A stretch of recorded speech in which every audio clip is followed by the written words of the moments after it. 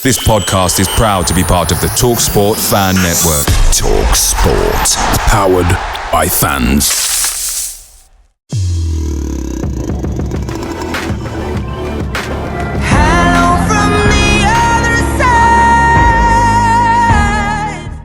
Hello, good evening, and welcome to another episode of the Wednesday Week Hello from the Other Side edition. My name's Dan Fudge, back after a 3-week absence. I've had holidays, I've had all-inclusives, I've even got some turkey teeth implants put in. What about that, Aaron? Joining me tonight is Aaron from the Green and White Pod at Argyle Live 1886. How's it going down in the southwest, brother? You all right? Yeah, it's good. It's good. We've not had the weather that some of you have had. I'm not sure if it hit you in Sheffield, but no, it's been good. Well, actually, we spent the weekend in Birmingham, obviously, but it's been good. It's been a good little start back to life in the Championship. Yeah, so I was going to delve into that. I mean, you know, our delve back into the Championship has been quite well documented. Them record-breaking loser Owls doing an absolute job on it because of our chairman, who's literally insane. I mean, it's been really odd, Aaron. If you know, I'll talk about us for 5 minutes, apparently, even though we're here to talk about you. So there's a really odd point where last week he fell out with everybody, and he was telling us he was not going to spend any extra money. And then in terms of the new manager and the backroom staff, he's actually made some sensible decisions and even taken a head coach from another team. It's absolutely mental. But like I say, we're here to talk about yourself. Tell me about the last few games. I mean, how do you feel it's going? I mean, the form seems to have dropped off. I mean, congratulations getting back into the Championship. Few times of asking, getting out of League One and all the rest of it. But how do you feel like it's going? Yeah, no. Well, in terms of getting back here, obviously, you know, last season was well documented. You know, it's been an absolute blast the last couple of years. It's been a whirlwind, but in a positive sense. You say about a couple of times of asking. It was only the once we lost on the final day to MK Dons, which meant we missed out on the playoffs 2 seasons ago, and then last season that I don't think any Argyle fan ever anticipated that 101 champions elects winning title. Words, just a pure emotion of joy is last season. Just looking back on that, I don't need to tell Wednesday fans too much about that. All I can say is thank you for slipping up against Forest Green, etc. I won't rub it in too much. You've had a bit of a tough time of it recently, so I won't rub it in. But it's life back in the Championship is amazing. We might not be doing as well as we'd like in terms of results, in terms of points, but in terms of performances, apart from the odd blip here and there, we've been doing pretty well. I can't lie. One of those where, the same as on Saturday, we came away from the Hawthorns with a point, a 0-0 draw. One of those where the opposition on Twitter are saying that we're the best team they've faced all season in an attacking sense. You know, we look solid at the back on Saturday. It's just, we're getting enough plaudits. Not that we're here for plaudits, we're here for points. But yeah, it's been good. It's been good. I can't lie. Well, I tell you what. So let's go back a little bit. Let's go back to the summer. Now, Sheffield Wednesday, from our perspective, we lost Darren Moore because he couldn't agree terms with here's that guy again because he couldn't agree terms with the chairman, and then we got in Chisco Munoz, who decided to sign a lot of shit players. So I mean, you were down there in the I was going to say Cotswold. Then I think you'll find that offensive, wouldn't you? You guys down there, you know, the signings were pretty moderate because you had a really good team ethos. You know, the guys have played together for a certain amount of time, and you already.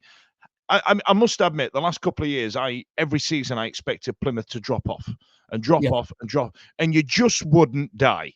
It just, you know what I mean? It just kept coming. So tell me about the summer, because obviously there's going to be a step up in quality. There's going to be slight tactical changes in terms of how you play and stuff like that. Did you subscribe to any of that, or have you just tried to carry on doing what you've been doing with a couple of additions? Yeah, in terms of the summer, we, you know, famously, a lot of, I'm sure a lot of your fans did it as well as Ipswich fans. dubbed us as Loan FC, etc. Last season, we did have quite a few loans. We maxed out the capacity of 5 or 6 or whatever it was. And then when we lost one of those in January in Morgan Whittaker, we went and signed somebody else on loan the same day. Yeah, I mean, we utilised the contact book, and we continue to do that in the summer, in the fact that Ballymumba, who was on loan from Norwich, came back in for £1 million. It's an absolute steal, by the way, in today's market. Same with Morgan Whittaker, £1 million from Swansea. I'm not sure who is doing our negotiating individually. I know as a team who they are, but that's just phenomenal. So one thing you can say is that we've got a squad. We've got a first team equal to that we had last year, because we've basically signed players. But we don't have a squad equal to that we did last year.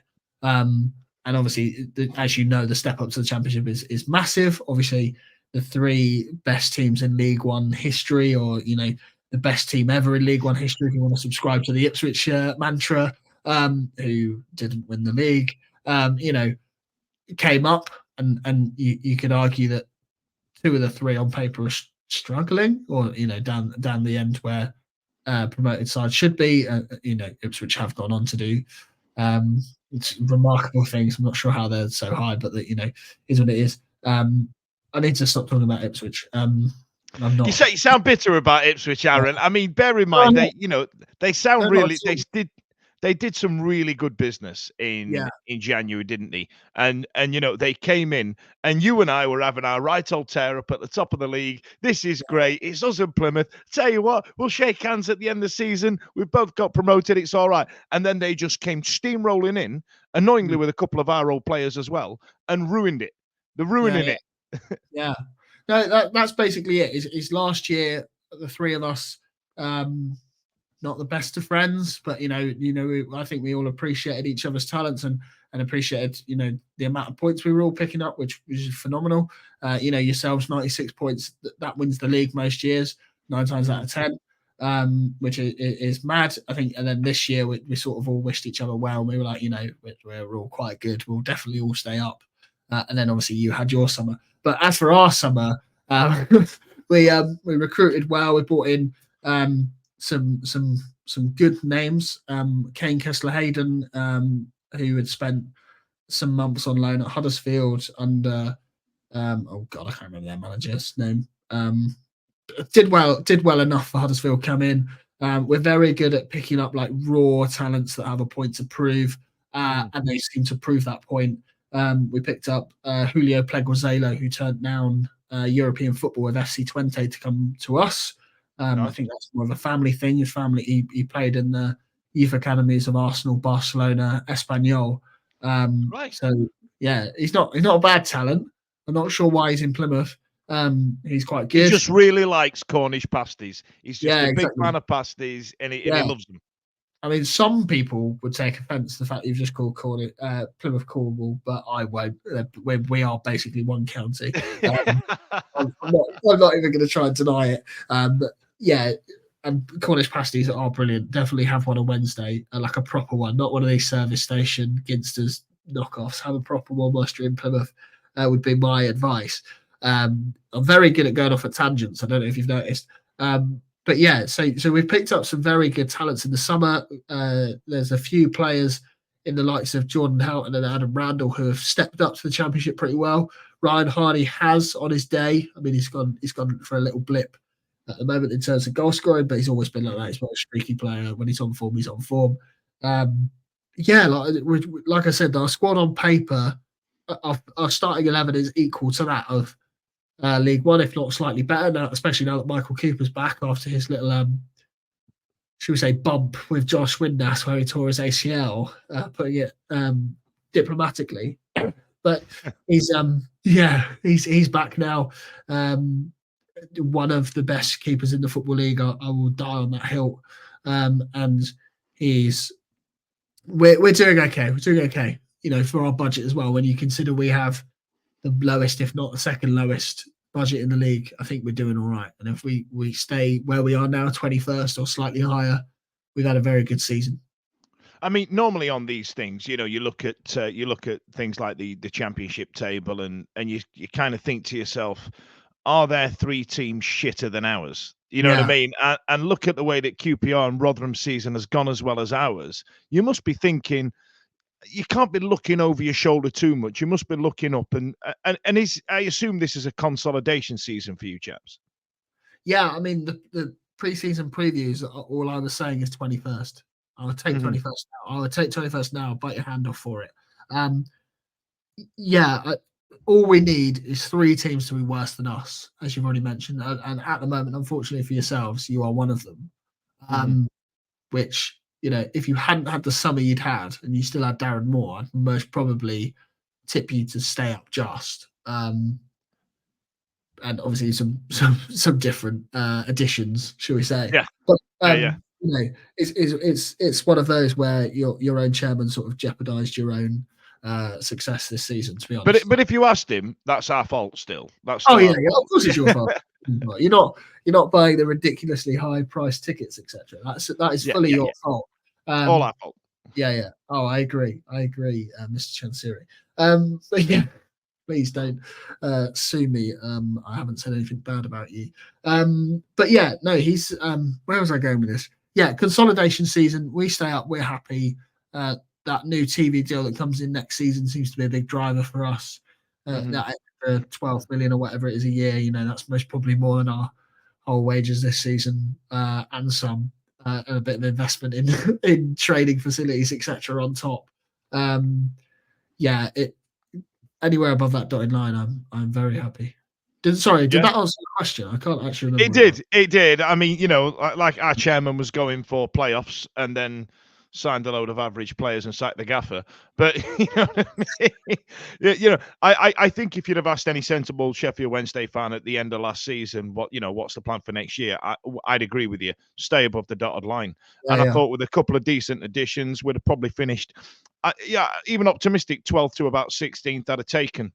But then, given the way this season's gone, God, we're now 12 games without a win. I mean, it's abject. Now, given the way that football goes with this upcoming fixture, is there an element inside you that's thinking, shit, like they've got to win one, right?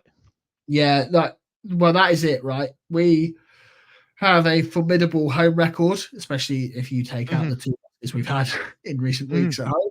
Take those out, pretend they don't exist. Our home form is phenomenal. That's basically what won us the league title last season. Let's be honest. We there's a weird stat that we haven't won away from home on a Saturday 3 p.m. kickoff for over a year now, and we won the title.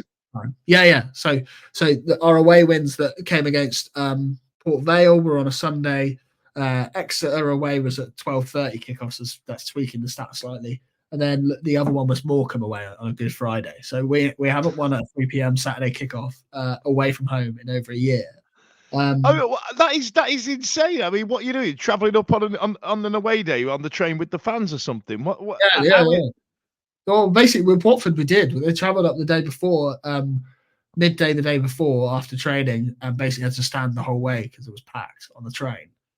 We got a point there, so maybe that was maybe we need to do that more often. But yeah. So anyway, our home form is phenomenal. Like I said, take away those 2 losses in recent weeks against Swansea and Millwall. Swansea, who were on a good run of form, and Millwall, who were fighting for Gary Rowett's life, but obviously not fighting hard enough to actually keep his job. But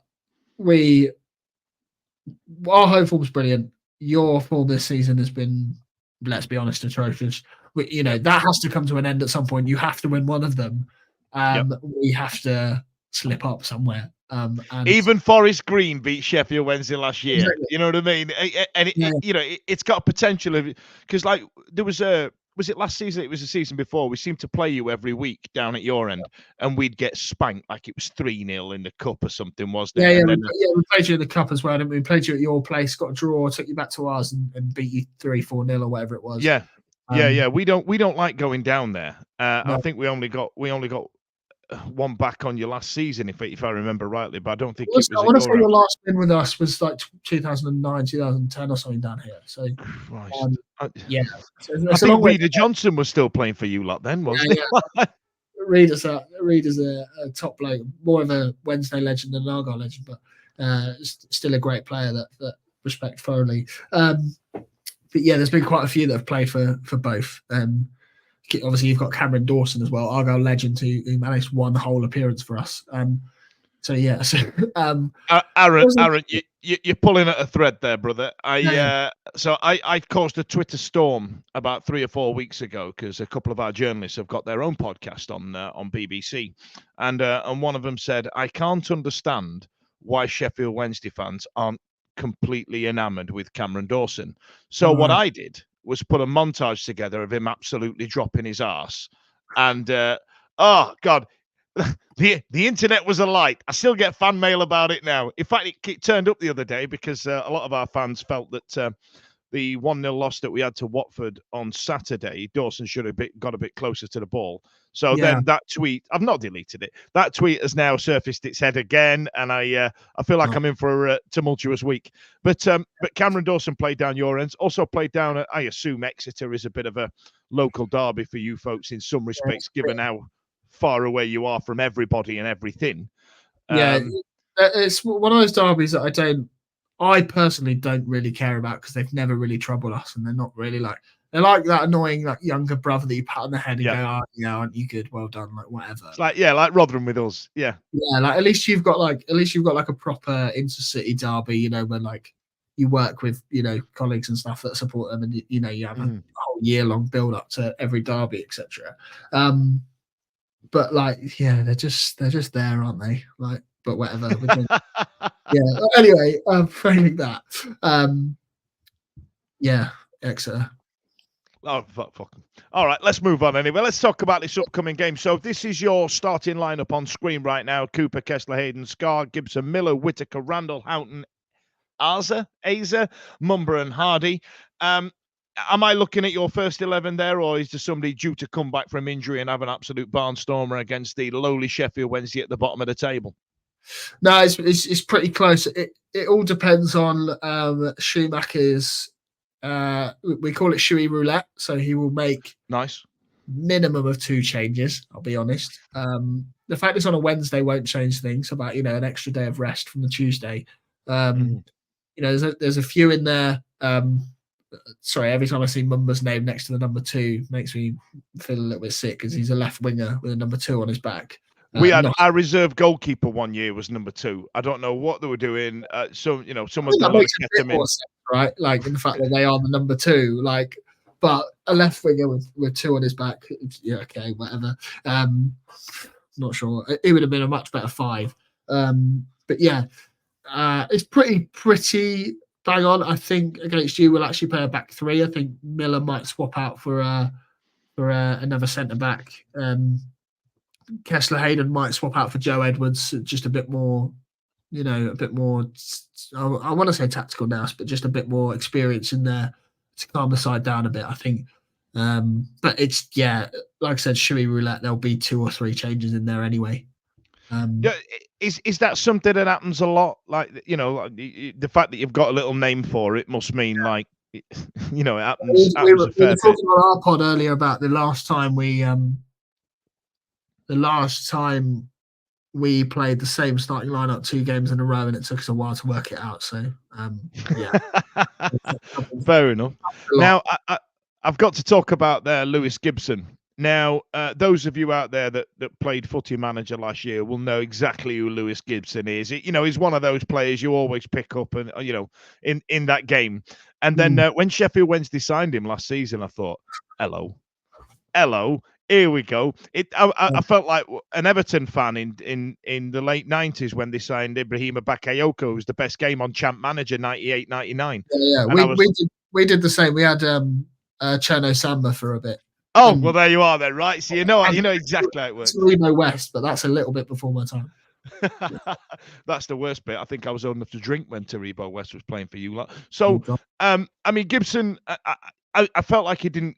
I think he was unlucky with injuries, and he didn't really get a good crack of the whip under the way that Darren Moore set up. I mean, how's it going for you guys? Oh, he's an outstanding addition. I won't lie. You guys will know his past about Everton paying a rumoured £6 million to secure his services as a youngster. We've signed him on a free, so he's ours. He's permanent. He is he our best? I would say he's our best centre back. He's had a full season with Joey Barton down at Bristol Rovers. Could say that's toughened him up a bit. I won't say any more on that matter. But he's a brilliant defender. He's exceeded all expectations already.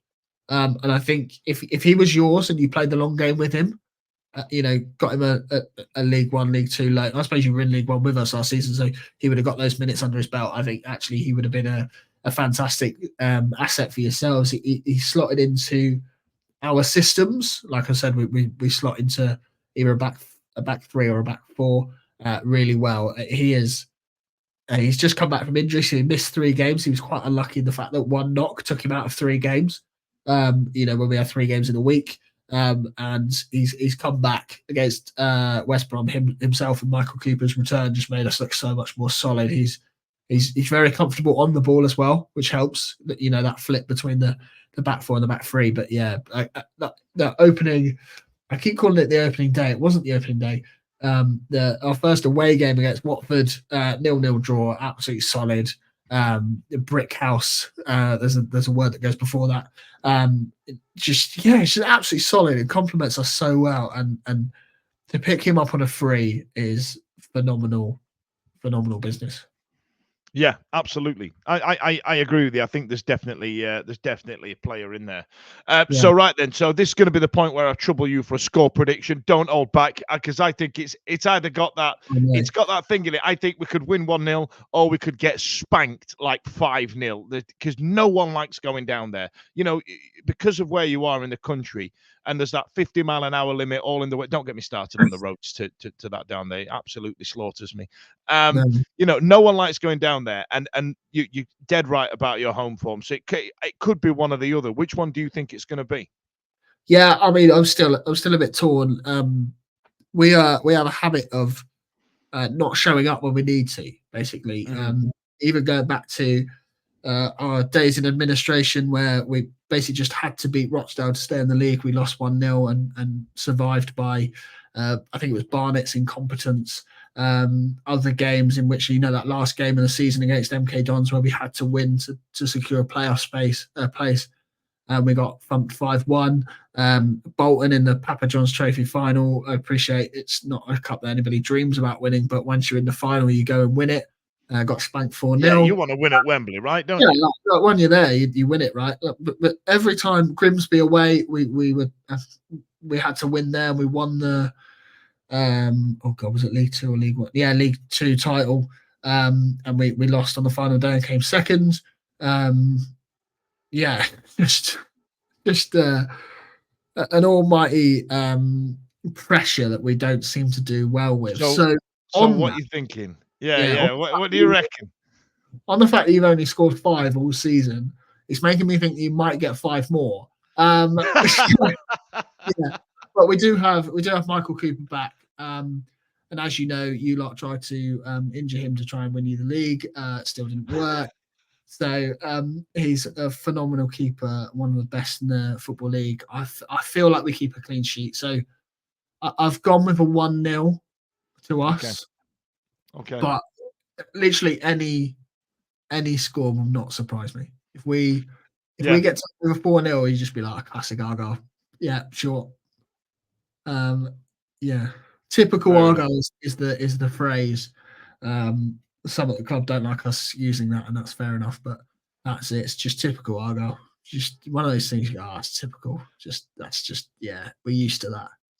Well, let's hope we see typical Argyle this week. Aaron, thank you very much for your time. Really appreciate it. Don't forget to join me tomorrow night with the other gang as well when we do our main pod, because apparently this is my other job now.